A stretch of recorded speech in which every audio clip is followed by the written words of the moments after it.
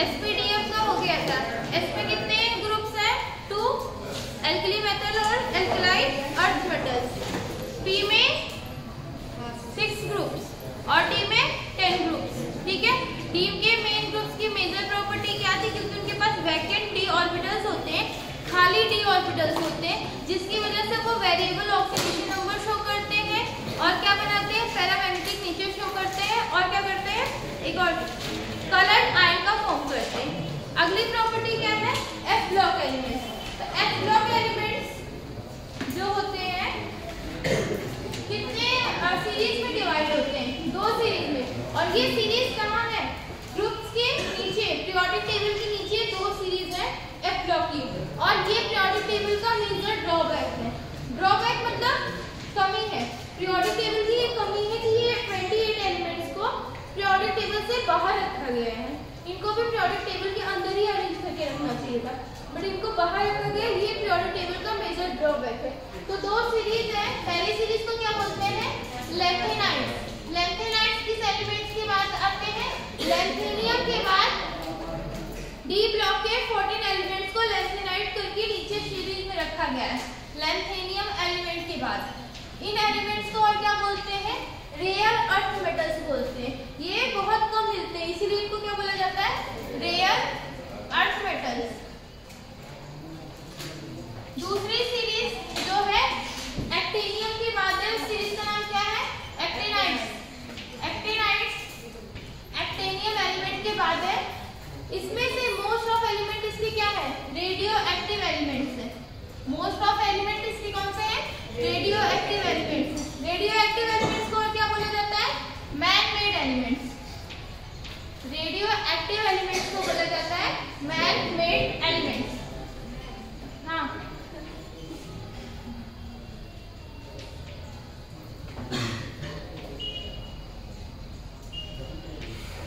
क्या कुछ बोला लैंथेनियम, सॉरी लैंथेनाइड्स और एक्टिनाइड्स। तो ऊपर वाली सीरीज को लैंथेनियम बोला जाता है, नीचे वाली सीरीज को एक्टिनियम बोला जाता है। ये फॉलोड किससे होते हैं? लैंथेनियम एलिमेंट से 14 एलिमेंट्स और ये एक्टिनियम एलिमेंट से 14 एलिमेंट्स। एक्टिनाइड सीरीज के ज्यादातर एलिमेंट्स क्या होते हैं? मैन मेड होते हैं या फिर रेडियो एक्टिव एलिमेंट्स होते हैं। लैंथेनाइड एलिमेंट्स को क्या बोला जाता है? रेयर अर्थ मेटल्स बोला जाता है। हाँ हाँ बोलो, अभी जाओगे क्या?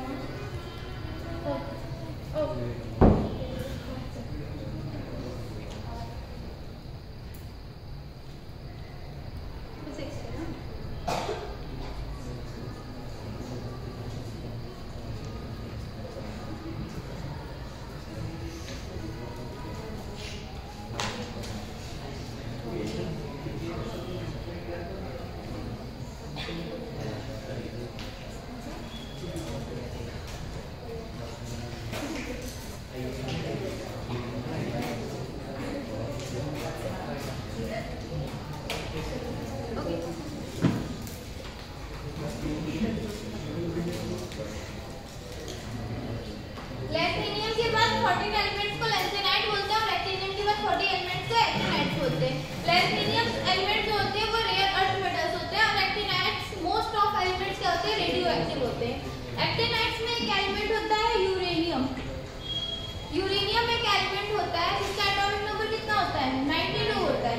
यूरेनियम के बाद के सारे एलिमेंट्स को क्या बोला जाता है? Transuranium. Trans uranium.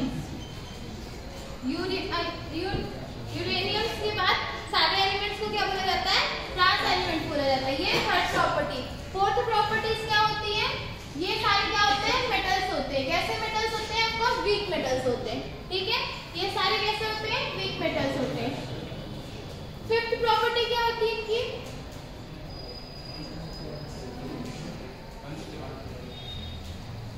इनका भी ऑक्सीडेशन नंबर कैसा होता है? वेरिएबल होता है, क्योंकि इनके पास कितने ऑर्बिटल्स होते हैं? 14 ऑर्बिटल्स होते हैं। और मोस्ट ऑफ इलेक्ट्रॉनिक कॉन्फ़िगरेशन इसका पैटर्न से नहीं चलता है। अगर इलेक्ट्रॉनिक कॉन्फ़िगरेशन की बात करें तो इसका इलेक्ट्रॉनिक कॉन्फ़िगरेशन कैसा होता है? NS1 भी हो सकता है और 2 भी हो सकता है।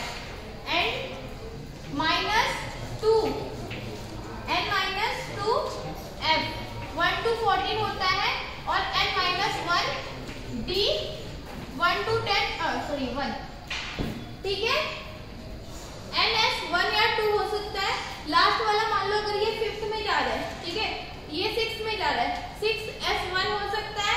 यहाँ पर 6s में जो एलिमेंट जाएगा वो कहाँ जाएगा, 4f में जाएगा और 5th d में जाएगा।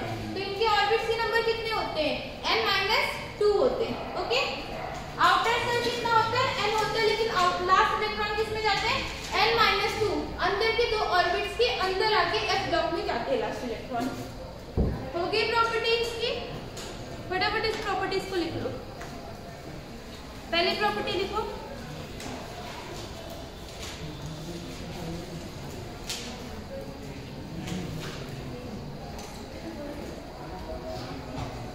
पहली प्रॉपर्टी लिखो, all elements of F block, all elements of F block, all elements of F block are metals.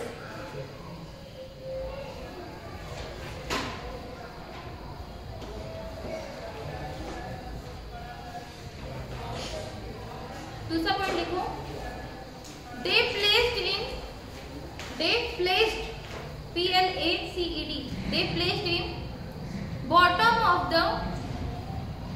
placed in bottom of the periodic table, they placed in bottom of the periodic table in two series,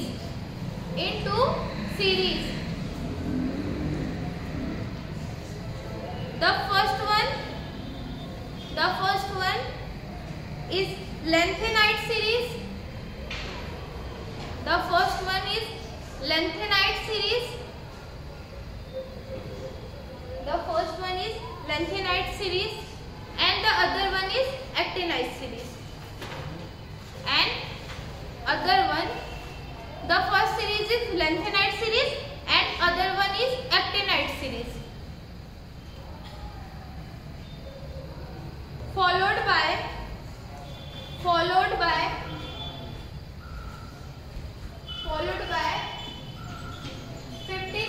lanthanum, followed by 57 lanthanum, 57 lanthanum का atomic number है, followed by 57 lanthanum, 57 lanthanum and 89 actinium, 89 actinium।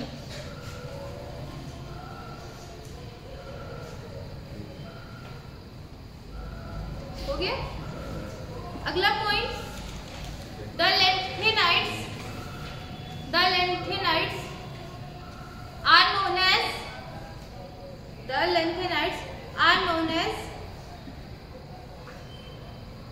are known as rare earth metal।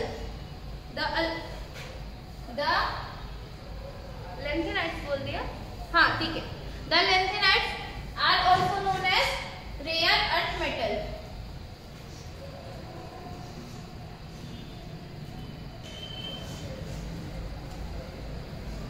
अगला point देखो, due to n-2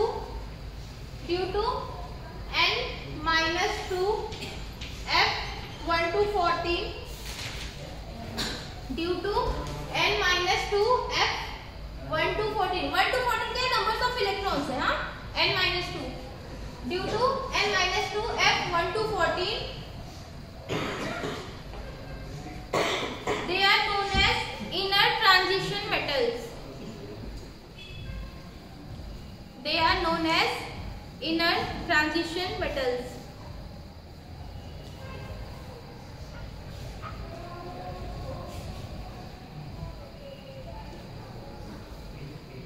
आगे लिखो, they have variable oxidation states, they have variable oxidation state as transition metals, they have variable oxidation state as transition metal।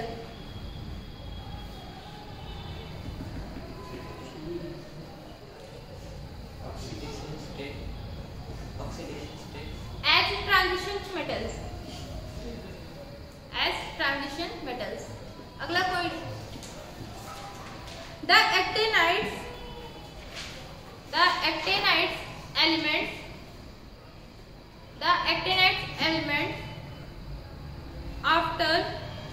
after 92 uranium, the actinides element after 92 uranium, 92 uranium का atomic number है, are called transuraniums,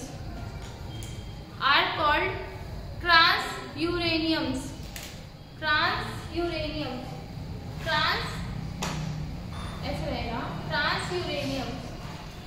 अच्छे से लिखो spelling फिर से, URANIUMS, ट्रांसयूरेनियम्स।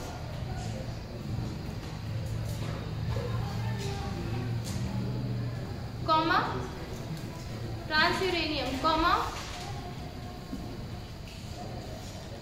which all are man-made or radioactive, which all are man-made or radioactive elements,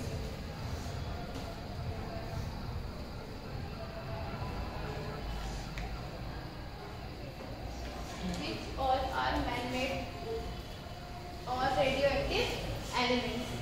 block wise character हो गया।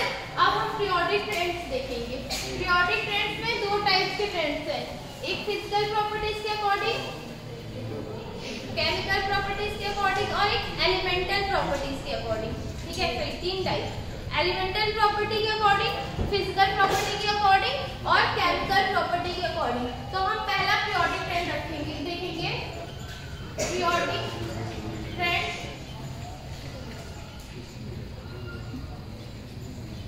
For elemental properties. Elemental properties मतलब एलिमेंट्स की जो प्रॉपर्टी है पीरियोडिक ट्रेंड उसके अकॉर्डिंग। ठीक है, दो प्रॉपर्टी है इसमें, पहले ध्यान से सुनेंगे फिर देखेंगे। पहले प्रॉपर्टीज का क्या है, स्क्रीनिंग इफेक्ट, या इसको क्या बोलते हैं हम, शिल्डिंग इफेक्ट भी बोलते हैं। अभी रुक जाओ, 2 मिनट लिखना। स्क्रीनिंग इफेक्ट या शिल्डिंग इफेक्ट। और दूसरी प्रॉपर्टी है अफेक्टिव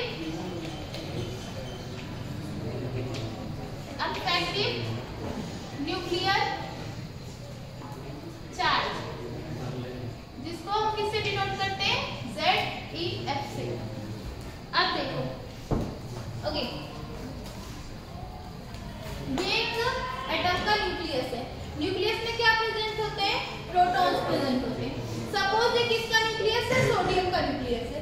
इसमें कितने प्रोटॉन प्रेजेंट होंगे, 11 प्रोटॉन प्रेजेंट होंगे।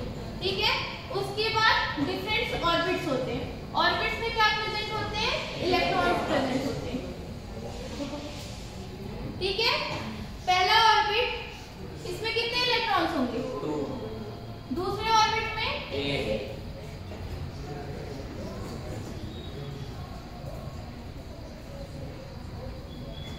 तीसरे ऑर्बिट में 1। ठीक है, यहाँ तक तो हमको पता है। अब बताओ चार्जेस के बीच में कैसा फोर्स लगता है। ओके, दो चार्जेस के बीच में कैसा फोर्स लगता है, अगर चार्ज सेम साइन के हो। ठीक है, सेम साइन के हो, जैसे अगर दोनों चार्ज पॉजिटिव हो तो कौन सा फोर्स लगेगा, रिपल्शन का, रिपल्सिव फोर्स लगेगा। अगर चार्ज डिफरेंट साइन के हो, दो नेगेटिव चार्ज है तो भी कौन सा फोर्स लगेगा, रिपल्सिव। अगर सेम चार्ज सेम नेचर के हैं तो उसमें कौन सा फोर्स लगता है, रिपल्शन लगता है। लेकिन अगर चार्ज डिफरेंट नेचर के होते हैं तो उसमें कौन सा फोर्स लगता है, अट्रैक्शन फोर्स। हमको क्या पता है कि एलिमेंट्स जो होते हैं, एलिमेंट्स के न्यूक्लियस में प्रोटॉन्स होते हैं, वो इलेक्ट्रॉन को अपनी तरफ अट्रैक्ट करते हैं। इसीलिए इलेक्ट्रॉन बाहर की तरफ नहीं निकलते हैं, एटम्स की तरफ या न्यूक्लियस की तरफ घूमते हैं, उसकी तरफ केंद्रित होते हैं, सेंट्रलाइज होते हैं न्यूक्लियस की तरफ। ठीक है, अब ये हम एक कार्टन देख रहे हैं, इसमें क्या हो रहा है, 11 प्रोटॉन है। 11 प्रोटॉन, अगर मैं इस रेडियस को बोलूं R1 है, इस रेडियस को मैं बोलूं R2 है और इस रेडियस को मैं R3 बोलूं, तो क्या होगा, R1 इज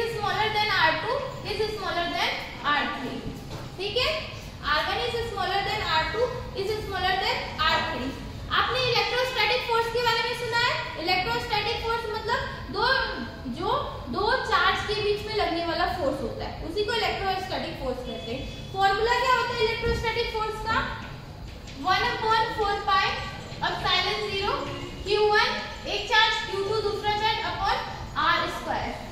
सारे टर्म्स को हटा दे, E और R में रिलेशन देखने को क्या मिलेगा, E अपॉन जैसे जैसे डिस्टेंस बढ़ता जाता है, और यहाँ पर डिस्टेंस था दो चार्ज के बीच में डिस्टेंस, जैसे जैसे डिस्टेंस बढ़ता जाता है जो फोर्स होता है, भले वो अट्रैक्शन का हो भले वो रिपल्शन का हो, वो कम होता है, चाहे अट्रैक्शन का भी हो चाहे रिपल्शन का हो। सेम एग्जांपल, अगर हम मैग्नेट्स को पास में रखेंगे तो जल्दी अट्रैक्ट होगा, कंपैरेटिवली दूर रखेंगे तो, ठीक है। किसी भी एटम्स में इलेक्ट्रोस्टैटिक फोर्स तो होता ही है। अब मान लो ये कंसीडर करो एलिमेंट के पहले सेल के लिए, पहले सेल में कितने इलेक्ट्रॉन्स प्रेजेंट है, 2। इसको अट्रैक्ट कितने लोग कर रहे हैं, 11 प्रोटॉन मिलके 2 इलेक्ट्रॉन को अपनी तरफ अट्रैक्ट कर रहे हैं, ये पास में आ गए, ठीक है। दूसरे में कितने प्रेजेंट है, 8। अब 11 प्रोटॉन मिलके 8 इलेक्ट्रॉन को अपनी तरफ अट्रैक्ट कर रहे हैं, 8 इलेक्ट्रॉन को 11 प्रोटॉन तो अट्रैक्ट कर रहे हैं, प्लस में ये दो जो इलेक्ट्रॉन बीच में तो प्रेजेंट है, ये उसको रिपल्स भी तो कर रहा है, मतलब इस इलेक्ट्रॉन और इस इलेक्ट्रॉन के बीच में रिपल्शन भी होगा और इस इलेक्ट्रॉन और यहाँ के प्रोटॉन के बीच में अट्रैक्शन भी होगा। शायद 8 इलेक्ट्रॉन को 11 प्रोटॉन जितनी अमाउंट में अट्रैक्ट कर सकते थे, प्रोटॉन ज्यादा है मतलब जितने अमाउंट में अट्रैक्ट कर सकते थे, ये बीच वाला इलेक्ट्रॉन क्या करेगा, उस अमाउंट को कम कर देगा। कम क्यों कर देगा, क्योंकि इलेक्ट्रॉन अगर अट्रैक्ट हो रहे तो बीच में इस इलेक्ट्रॉन के पास भी आ जाएंगे, और डिस्टेंस से इलेक्ट्रोस्टैटिक फोर्स क्या होता है, डिस्टेंस जितना कम होता है इलेक्ट्रोस्टैटिक फोर्स उतना ज्यादा होता है। कंपैरेटिवली इन दोनों के बीच का डिस्टेंस इन दोनों के बीच के डिस्टेंस से कम है, मतलब इस समय इन दोनों का जो रिपल्शन फोर्स है इन दोनों के अट्रैक्शन फोर्स से ज्यादा होगा। अगर इस पॉइंट को मैं L मान लूं, ठीक है, और इस पॉइंट को P मान ले लूं और इस पॉइंट को क्या मान लूं, M मान लूं, तो L और P में अट्रैक्शन जो होगा कम होगा ड्यू टू M और L के रिपल्शन की वजह से, ठीक है, क्योंकि जितना भी फोर्स होता है इलेक्ट्रोस्टैटिक वो क्या होता है, डिस्टेंस के इनवर्सली प्रोपोर्शनल होता है। जितना ज्यादा डिस्टेंस उतना ही ज्यादा फोर्स में कमी, चाहे वो रिपल्शन को हो चाहे अट्रैक्शन को हो। ये दोनों पास में होंगे इसलिए इनका रिपल्शन फोर्स ज्यादा होगा, और रिपल्शन फोर्स इस इलेक्ट्रॉन को बाहर की तरफ धकेलेगा, ठीक है, और अट्रैक्शन फोर्स इस इलेक्ट्रॉन को अपने पास खींचेगा। ये इलेक्ट्रॉन इस प्रोटॉन और इस इलेक्ट्रॉन के बीच में एक क्या बना दे रहा है, स्क्रीन बना दे रहा है या शील्ड बना दे रहा है, जो शील्ड क्या कर रही है, उसको पूरी तरीके से अपने पास अट्रैक्ट करने नहीं दे रही है। इसी इफेक्ट को क्या बोलते हैं, शील्डिंग इफेक्ट बोलते हैं। शील्डिंग इफेक्ट क्यों क्रिएट होता है, क्योंकि सेम चार्ज के इलेक्ट्रॉन के बीच में क्या होता है, रिपल्शन होता है। वो रिपल्शन जो होता है कम डिस्टेंस पे होता है, जबकि अट्रैक्शन ज्यादा डिस्टेंस पे करना होता है।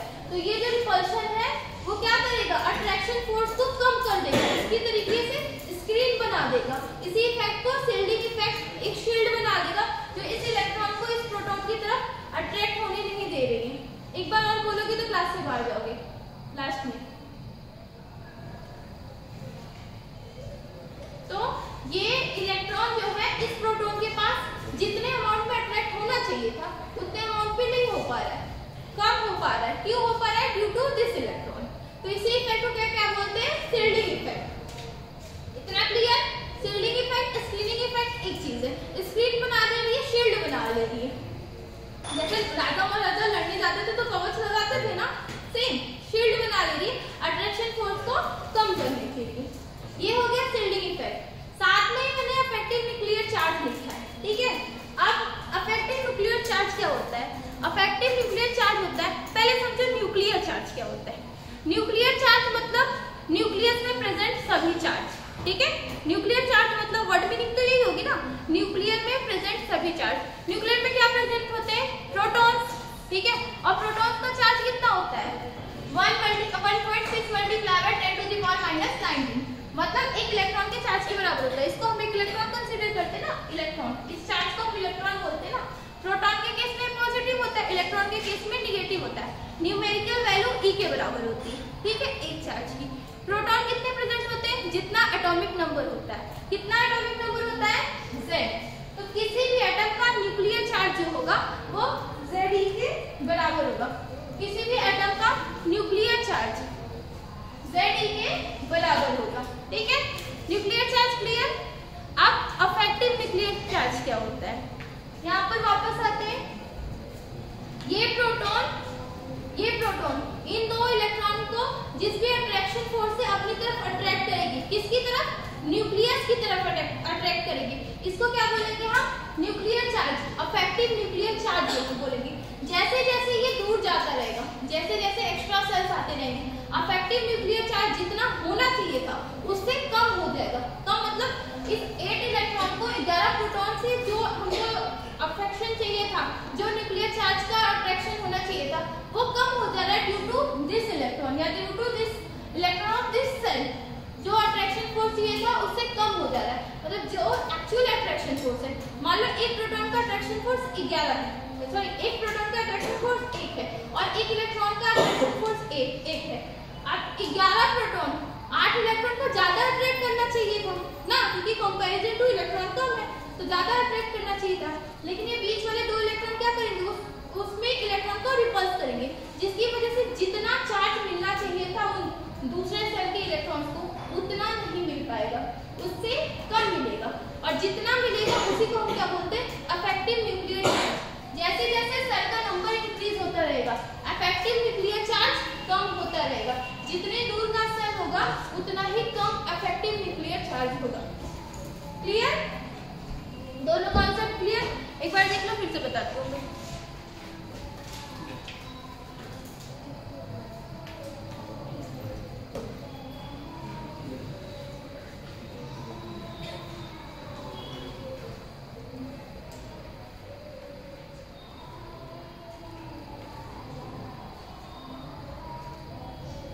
थोड़ा समझ में आया? ठीक है, फिर से एक बार बताती हूँ, उसके बाद देखते हैं। ओके, देखो सबसे पहले हमने क्या जाना कि हमारे एटम में क्या होता है, न्यूक्लियस होता है, न्यूक्लियस में प्रोटॉन्स होते हैं, सेल्स में क्या होते हैं, इलेक्ट्रॉन्स होते हैं। प्रोटॉन और इलेक्ट्रॉन अलग अलग चार्ज है, और जब दो अलग अलग चार्ज होते हैं तो उनके बीच में कौन सा फोर्स होता है, अट्रैक्शन का फोर्स होता है।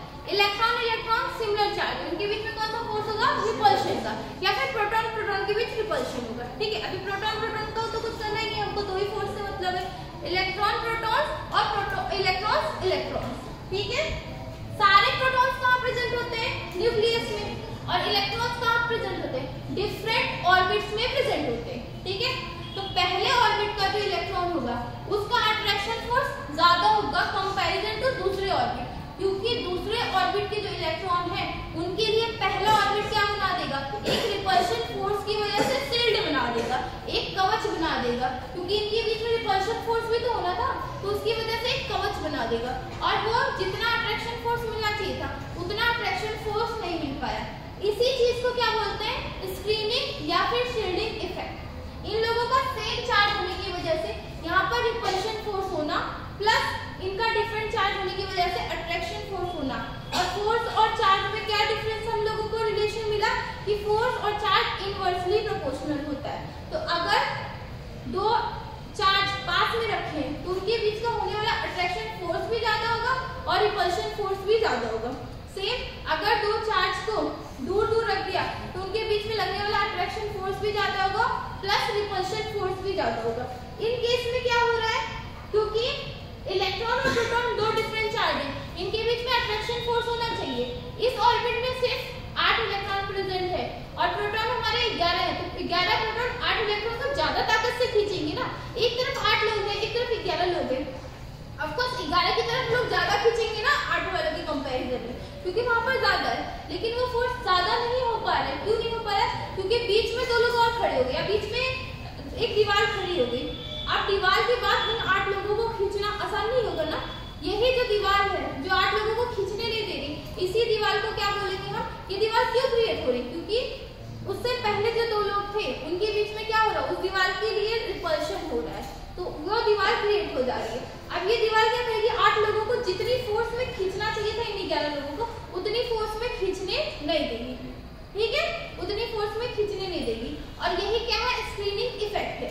ड्यू टू स्क्रीनिंग इफेक्ट जितने इलेक्ट्रॉन्स है, जितने नए नए ऑर्बिट्स में जाते हैं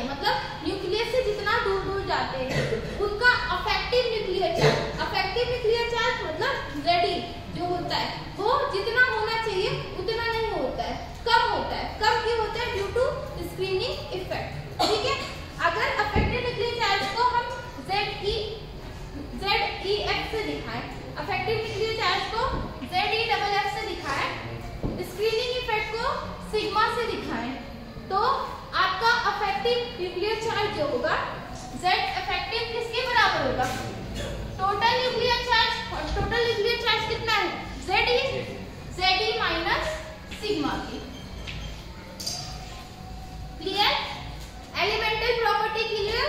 एलिमेंटल फ्रेंड्स कितने होते हैं, 2 टाइप्स के, स्क्रीनिंग इफेक्ट और अफेक्टिव न्यूक्लियर चार्ज।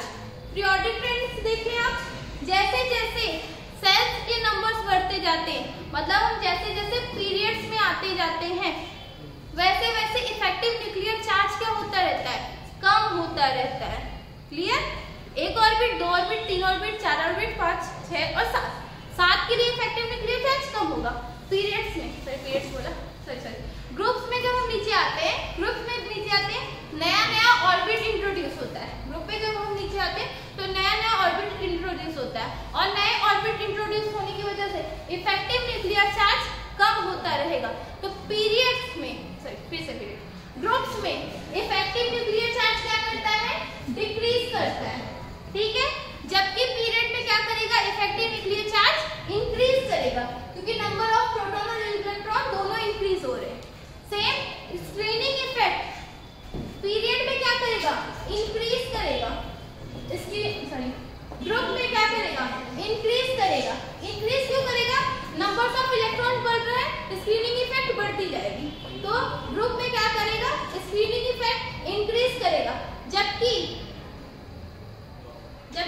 पीरियड में क्या करेगा, डिक्रीज करेगा। Friend clear? एक बार फिर से फ्रेंड बताओ, अफेक्टिव न्यूक्लियर चार्ज किस पे डिपेंड करता है, स्क्रीनिंग इफेक्ट पे या नंबर्स ऑफ ऑर्बिट पे? जैसे जैसे नंबर ऑफ ऑर्बिट बढ़ेगा, screening effect effective nuclear charge कम होगा। ठीक है? तो पीरियड में क्या होगा, नंबर ऑफ ऑर्बिट बढ़ते तो अफेक्टिव न्यूक्लियर चार्ज कम होते रहते, लेकिन पीरियड्स में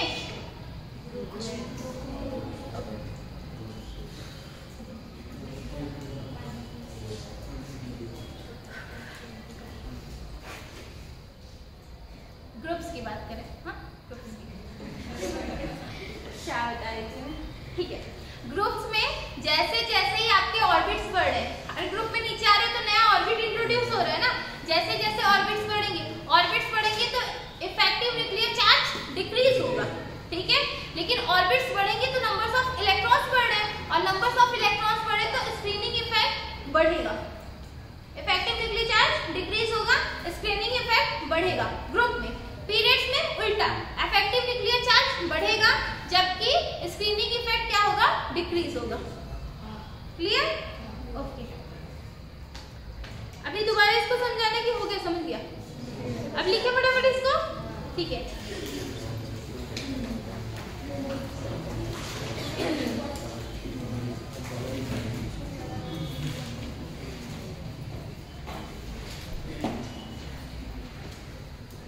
डालेंगे एक ही साथ, इफेक्टिव न्यूक्लियर चार्ज ये डाल दिया ना, periodic friends for elemental properties, और हेडिंग डालो directly, effective nuclear charge and screening effect, effective nuclear charge and screening effect.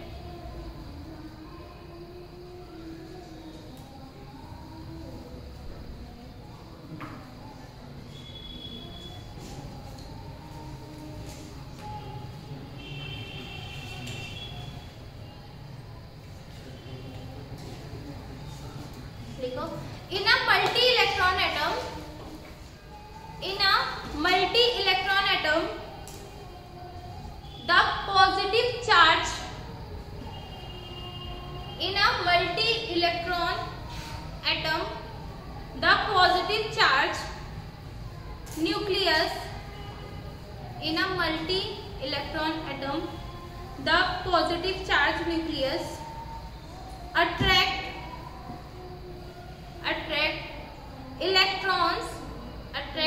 electrons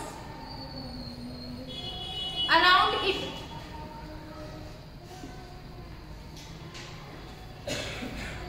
There is also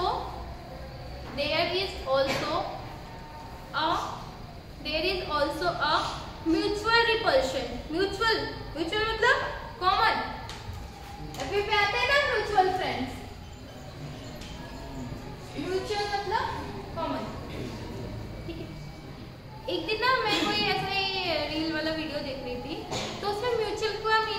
word बताया था, बहुत अजीब सा, मुझे याद नहीं आ रहा, कॉमन वर्ड नहीं बताया था, कुछ लाइक मतलब फेमस वगैरह करके कुछ ऐसा वर्ड था। अभी नहीं गूगल सर्च करने जा रही हूँ ना, क्योंकि ये पूछेगा नहीं मुझसे कोई ना कि म्यूचुअल की मीनिंग बताओ। चलो अभी हम कॉमन समझते हैं, तो कॉमन ही, क्योंकि यहाँ पर भी कॉमन की प्रेफरेंस में यूज किया गया। तो क्या लिख रहे थे? And there is mutual repulsion, there is also a mutual repulsion, there is a mutual repulsion among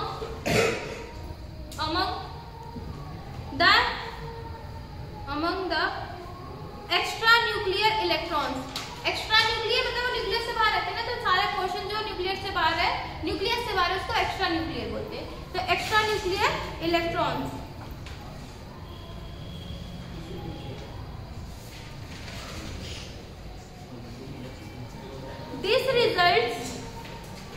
this results in, क्या हो गया? कुछ पूछना है तो पूछ लो, पहले एक म्यूचुअल कंसर्न बनेगा तब पूछोगे। क्या बताओ? एक्स्ट्रा न्यूक्लियर बोला, एक्स्ट्रा न्यूक्लियर, फिर से बोलूं क्या? Extra nuclear electron. आगे लिखा this result in pushing the outer cell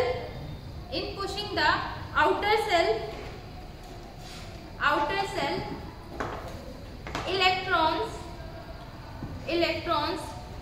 away from outer cell electrons away from the nucleus, away from the nucleus, full stop।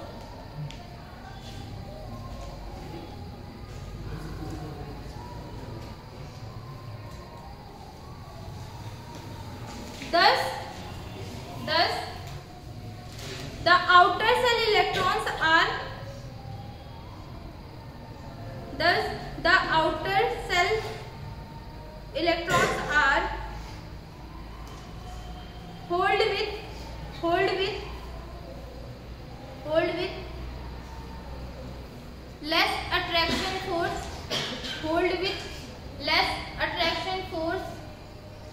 hold with less attraction force, by the nucleus।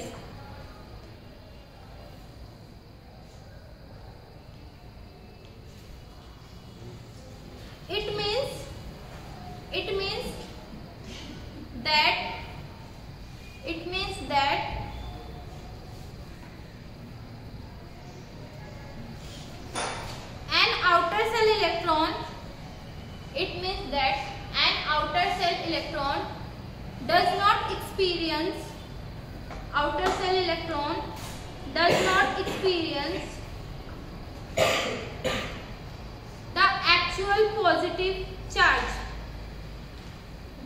experience the actual positive charge present in nucleus। The net nuclear charge present in nucleus, it means that an outer cell electron does not experience the actual positive charge present in the nucleus। The net nuclear charge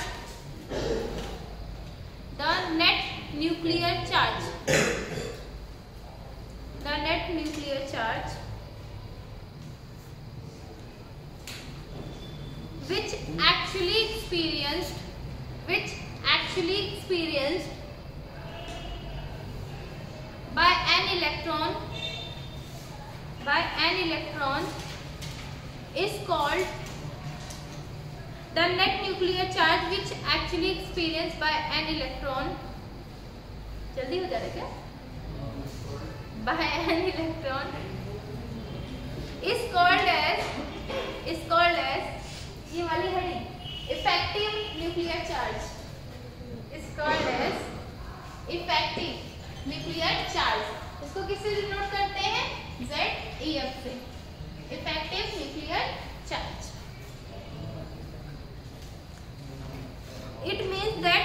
outer cell electron does not experience the actual positive charge. The net nuclear charge which actually experienced by an electron is called effective nuclear charge, ZEF. आगे इसको खत्म करके तब जाना है, बैठे रहो, time हो गया। The effective nuclear charge, 2 minute और लगेगा, हो गया। The effective nuclear charge is lower than actual nuclear charge. The effective nuclear charge is lower than actual nuclear charge. The effective nuclear charge is lower than actual nuclear charge. मतलब क्या? ZE greater than होगा ZEFF से, लिख लो। ZE is greater than ZEFF से।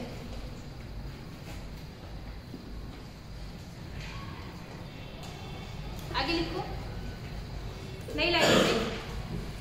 The inner electron, नई line से, the inner electron shield the outer electrons, the inner electron shield the outer electrons from the nucleus,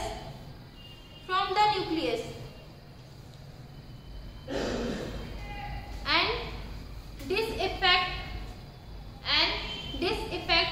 is known as screening effect or shielding effect. This effect is known as screening effect or shielding effect.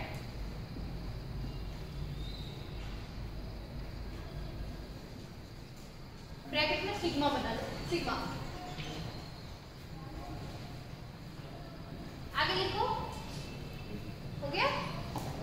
Effective nuclear charge equals to, ये बना देता है ZEF equals to ZE minus sigma.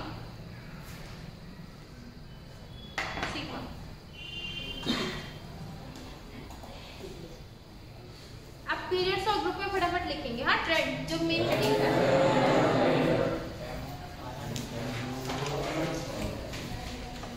Okay, चलो ठीक हो गया। हाँ, किसी को कुछ पूछना है? तुम लोगों को एक ही बार में सब कुछ क्लियर हो जाता है ना, बिल्कुल डाउट्स नहीं होते।